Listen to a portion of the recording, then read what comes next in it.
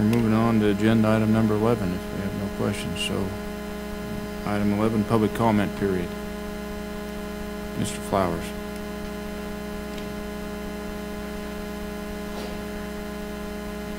Rex Flowers, Washoe Chair, speaking on behalf of one of our citizens up there, Bob Bruner. He asked me to please bring it to the Commission's attention that you're changing on that R158-12, the changes to trapping areas closed. We really had a thing in the northern part of the state about Sheldon and the Stillwater, and we have them listed as closed to trapping, and there is no reason for that because the wildlife that's on that land belongs to the state. And I will read to you his letter that he wanted read. It's predator hunting on the Sheldon. This is a follow-up on the request to allow predator hunting on the Sheldon National Antelope Refuge. In the last 50-plus years, the staff and management on the Sheldon has made no recommendations, requests, or demands on the seasons, dates, and limits on any wildlife on the refuge.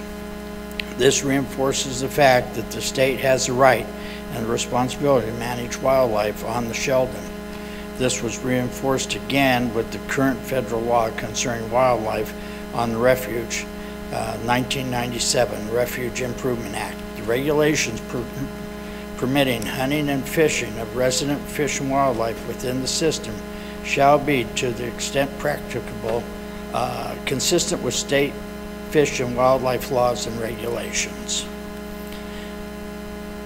Modern wildlife management shows a balanced approach to all wildlife as needed. For example, when ungulates were managed, but not the wolves. Recent legislation has shown that states do have the right to manage their wildlife, wolves.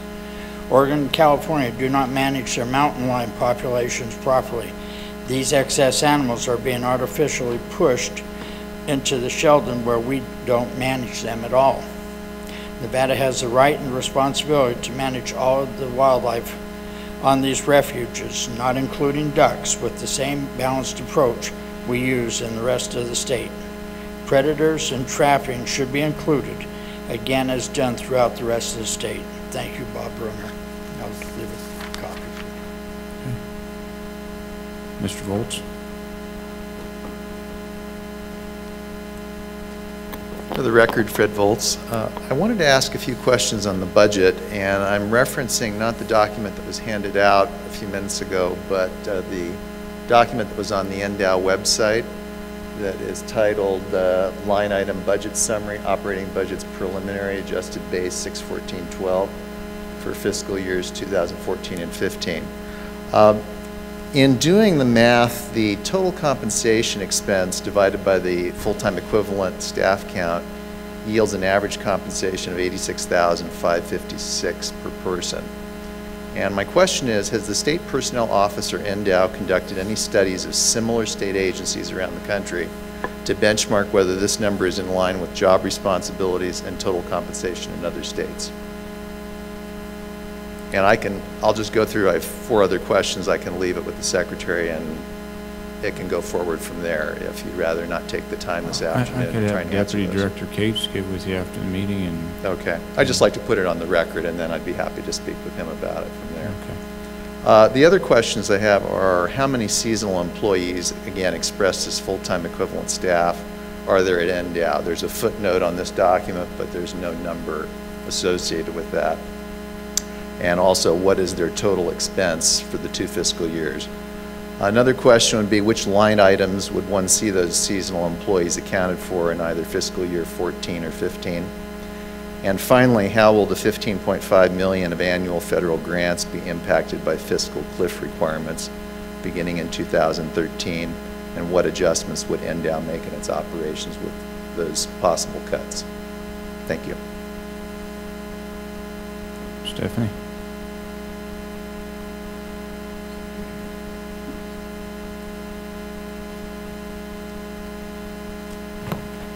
Stephanie Myers, Lee Canyon.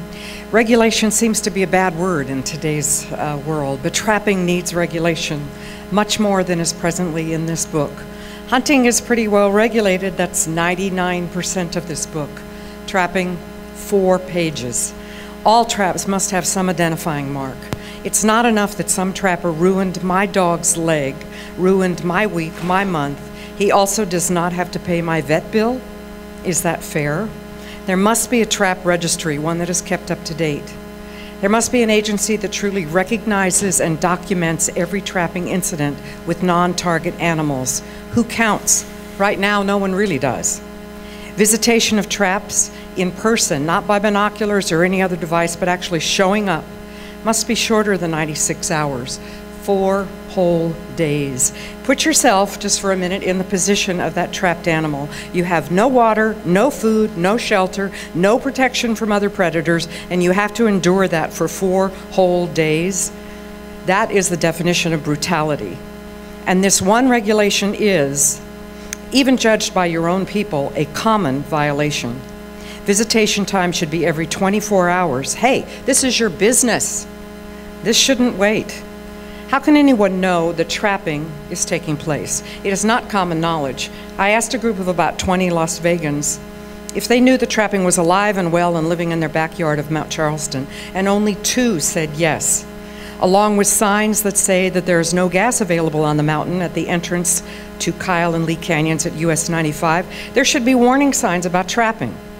There should be signs at visitor centers and at the kiosk of every trailhead. Traps are hidden. Traps are hidden from the animals they wish to kill, but they're also hidden from people.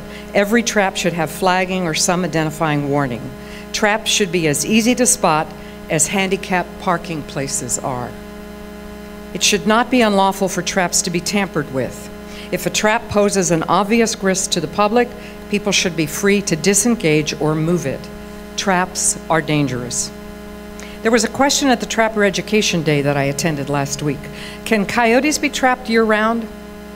Can you believe that the game warden who was asked wasn't sure?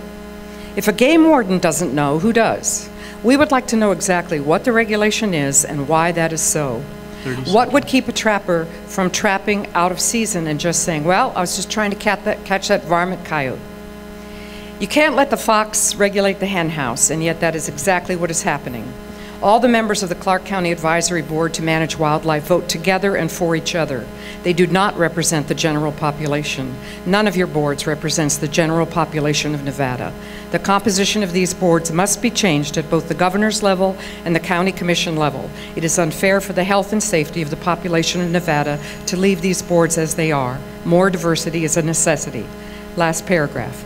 The list of closed traps, campgrounds, and roads should not be a permanent list. We don't know what the future may bring. If you pass this proposed draft without changing the 200 feet from these 5 roads, we predict that unfortunate incidents will occur. This list should come up every year, and we want that on the record so that we can review it in light of any incident. If the public remains safe without incident, good. We would like to know when this board expects to address these issues. We want the record to show that we are asking this board for a commitment about when you will actually tackle these tough problems. Thank you very much. Thank you. Any other public comment? Mr. Reese?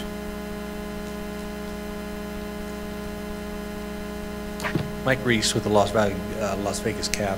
I just want to make a note. I'm not going to be here tomorrow, but some of the people in the audience and the board, tomorrow's the National Hunting and Fishing Day. It became a law back in May 2nd, 1972 when Nixon put it in. It's been around for 40 years.